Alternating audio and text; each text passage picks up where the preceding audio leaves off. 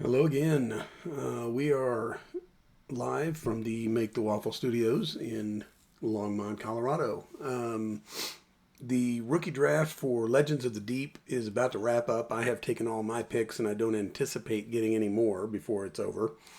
So I thought I would just give you a little rundown of how this went. I will say on the initial video for this, there was some confusion about the format for draft order as it related to the rookie draft as compared to the startup draft. I again ended up with the second pick in the startup, and I did take Bijan and I did trade him.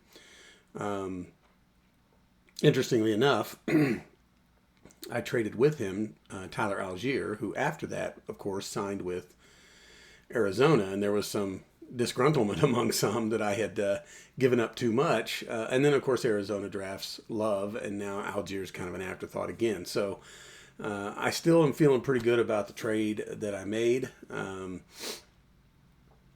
Ended up with basically two first round picks in every draft 26, 27, and 28. I did trade my own first round pick from 2027 back to the Bijan guy for Malik Willis. Since then, I'll be honest, I have started to value 2027 picks a lot more. And I probably would have tried to work something else out there. But I did want Malik Willis, and so I ended up grabbing him up. I think, at some point he'll be a top half quarterback easy and maybe better, depending on the running stats. So, anyway, just to clear up that last video, the rookie draft then I think was sort of a more random-ish order, and I ended up with pick 16, which I gotta say is kind of a cool spot. If you get the second spot in the startup draft somebody that then you can trade for multiple draft picks over several years, then get the middle of the road pick in the rookie draft in a 32 team draft, then that's kind of awesome. Picking late is not so good. And this was definitely linear. It was not snake. So, not 100% sure how that all that was decided. It was definitely done without my input. That's for sure. Let's go to this draft board real quick. So I spent some time talking about the first round already. There's my Sonny Styles pick. I traded up two spots to get him. Gave up a midish, midish second round pick to do that, and I'm still okay with it. If you'd have told me if I'd have stayed where I was, I could have got Downs or Bailey. I probably still would have been happy with that, and maybe even Concepcion, which we talked about on some other videos as well. But I just saw an opportunity to jump up. I was considering jumping up for Sadiq. So he was already gone. I had the opportunity to jump up anyway, and so I took it. Went and got Styles, who I think is, fantasy-wise, going to be a point producer. I don't know if he'll be the best player in this draft. I think Downs might be that person. But as fantasy goes, I think Styles is going to be pretty good. Then we talked a little bit about the fact that as you go down toward later in this draft,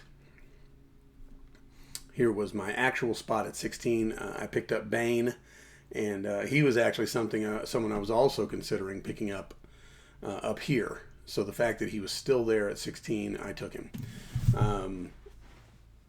I feel like before we get out of this video, I need to go show you our starting lineups and how the IDP works.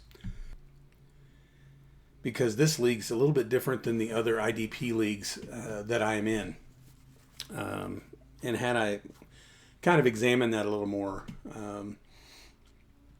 thoroughly, I might have changed my approach some, because IDP does not appear to be as valuable in this league as it is in some of my other leagues. But that being said, still not really upset. We'll see how it goes, because I almost feel as though every defensive player I drafted in the startup draft, I could probably get rid of now because I have done very well, I think, in this draft. So after that little recap of what we did in the first round, let's just talk a little bit about what we did next. Not a whole lot of activity after Styles and Bain. Again, I picked up the 3-3 in moving up. So I paid the kind of the mid-ish second round pick, picked up a early third round pick, and picked up some fab too, which I don't know that matters much. But anyway, so with the pick that I picked up from the owner of the 110, I went again with Malachi Lawrence, and I can easily see 10 or 11 sacks from this guy. The thing with the Cowboys defense is there's some spots, there's some opportunities, is what I would call them, for players to just show what they've got. And I think Malachi Lawrence and Caleb Downs are both going to get that opportunity. So, yeah, third round pick in the fantasy draft, second first round pick by the Cowboys. I'll take him. I just cannot really complain about Malachi Lawrence. So at this point, I was thinking, I'd probably better go offense. And again, I really just thought, based upon what I've seen with the settings and with the format, I guess I should say, of this league,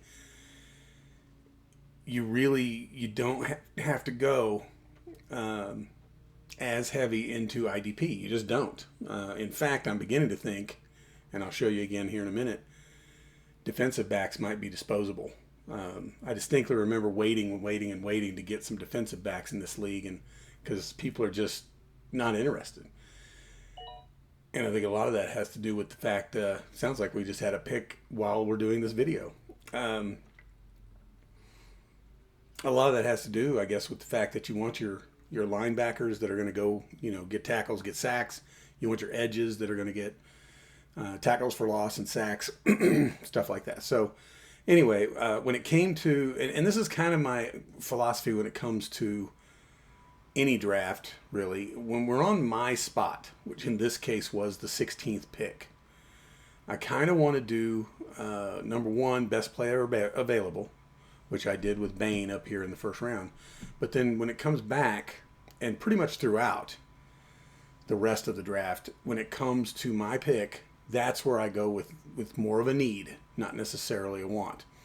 And so what I did was I grabbed Douglas, rookie wide receiver for Miami. They also have Bell, and so I was like, well, I don't even know where Bell went in this, so we could probably take a look here. There's Skylar Bell for the Bills. I would think the other Bell, yeah, here he is. So he went in the second round. So here I am taking Douglas, rookie wide receiver, not even the first wide receiver that was taken by Miami, in this third round 16th pick. Then I waited a whole round, it came back to me, and I happened to see something online. I can't remember exactly what it was, but somebody was touting this guy, and I thought, well, if I already have Douglas, and there's a chance this guy could also end up maybe sneaking in as a third receiver, I'll grab Coleman. So I did go back-to-back Miami rookie wide receivers here, which may or may not, work out. So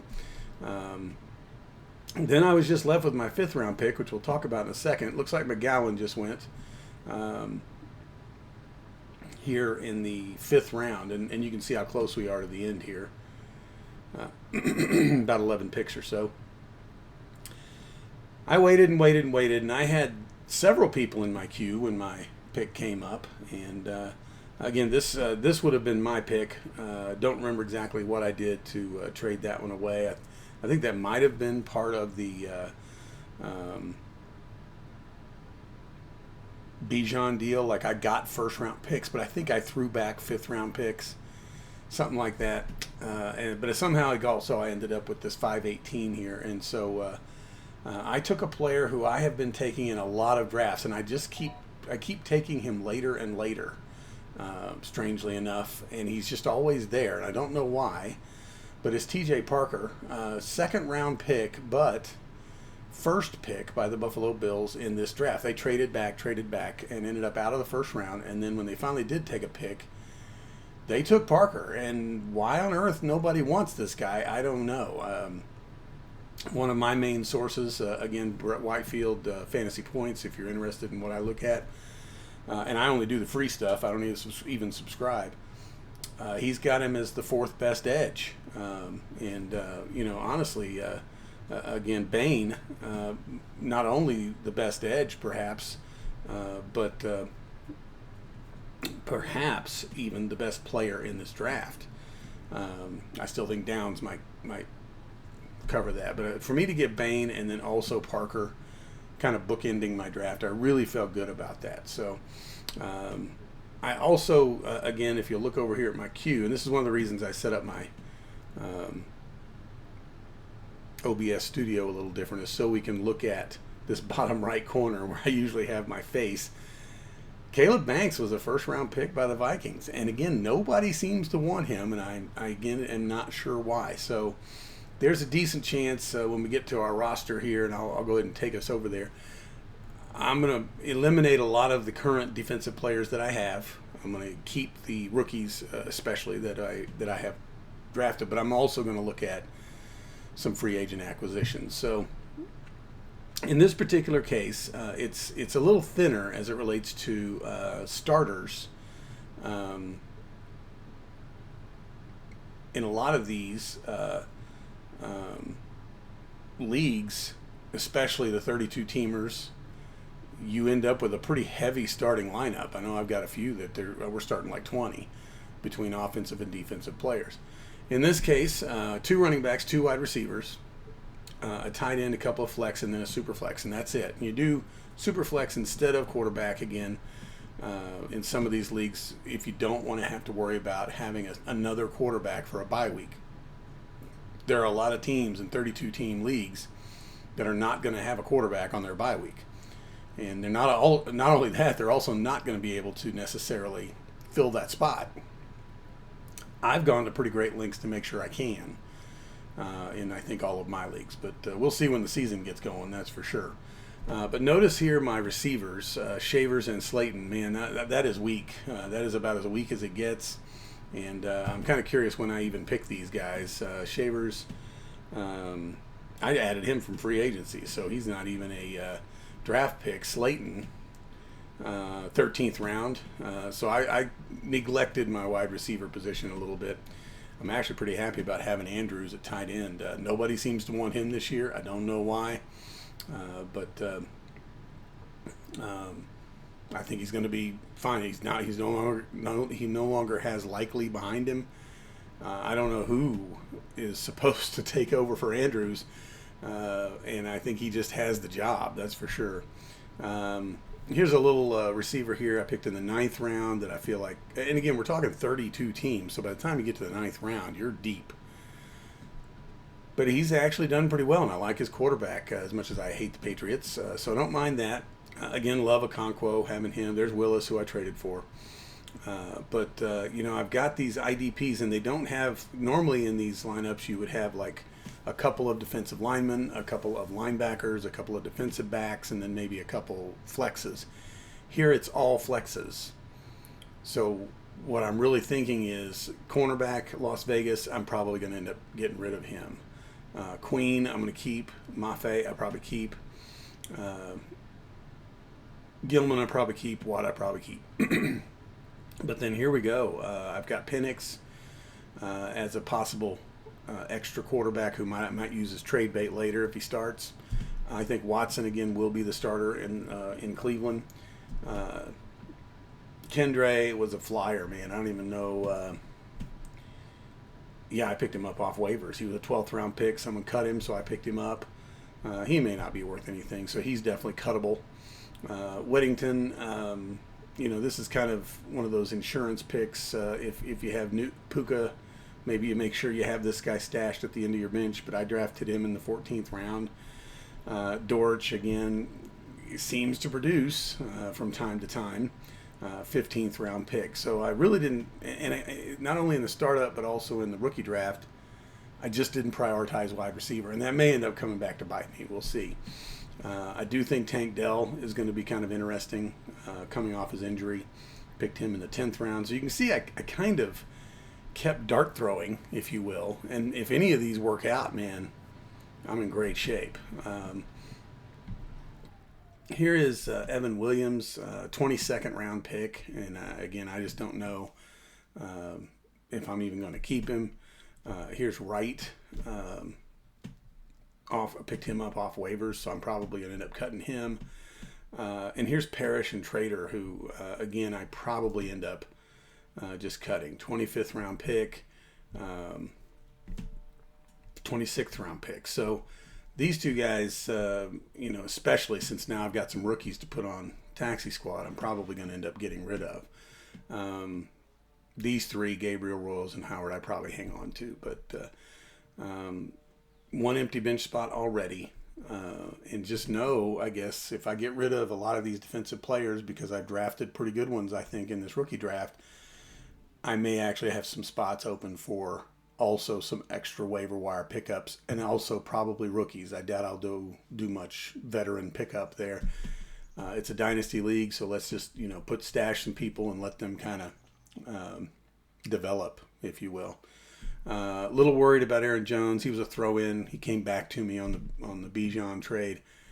I don't know, and I guess I should be worried a little bit about Harvey because they drafted another running back. But I'm a believer in Harvey, so I'm gonna put my money where my mouth is and let that guy stay there. But yeah, pretty weak at second running back without Bijan, and that's okay. I feel like running backs can be found later on, either through trade or if you're lucky enough on the waiver wire. But a 32-team league on the waiver wire, I don't know. I don't know how that works out. So that's pretty much the rookie draft review. Again, just to kind of recap here. Sonny Styles and Ruben Bain in the first round. Gave up my second round pick to move up to get Sonny Styles. Couple of third round picks, Malachi Lawrence and Caleb Douglas, and then a fourth round pick, Kevin Coleman. So two Miami receivers there. And then fifth round pick, TJ Parker, who I just cannot imagine that guy is going to end up being the 130th ranked player in this draft. I just don't anticipate that being the case. So I feel like there was some value to be had there. This one probably goes in cold storage for a little while until we get started with the season. But again, I'll try to give you some updates on this. This is the only league, by the way, where the commissioner put out a Discord link. And I literally had to set up a Discord account just to access that. And I don't know how that's going to go. I feel like the chat in Sleeper is probably good enough. But maybe with the Discord they can, they can mod that thing a little easier or better or something. I'm not sure. But anyway, you guys stay safe out there, and I'll be checking back in with you soon.